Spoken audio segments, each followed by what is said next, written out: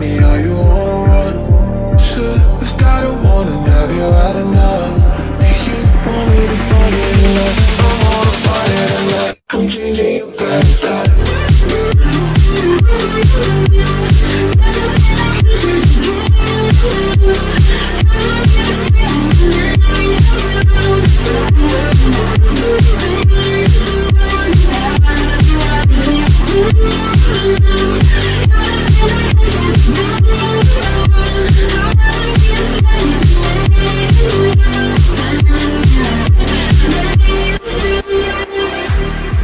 All night, girl, I know where to find you. I'll follow the tone, all the lights that surround you. Hey everyone, andito ngayon sa Magallanes, Cavite, particularly Barangay Bintita. To film is 7 hectares property along the 2-lane road. Alright, so anong nagustuhan ko dito sa property? No? Napakaganda nito. Ang highest and best use no once na-develop yung property. At alam nyo, dito sa harapan natin, ang ganda ng sunset, no? Yung orange background ng sunset.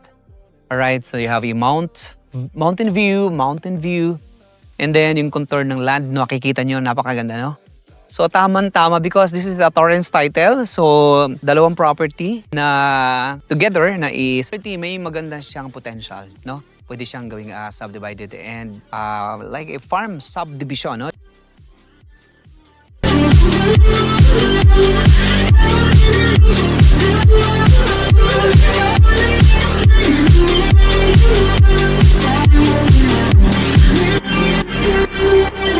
Property again with a total letter of 7 hectares, no? Dalawang property na isasamang ibibenta yung property for 1,500 pesos per square meters. Imagine, 7 hectares for 1,500 square meters. Maganda siyang gawing farm subdivision or a complex subdivision.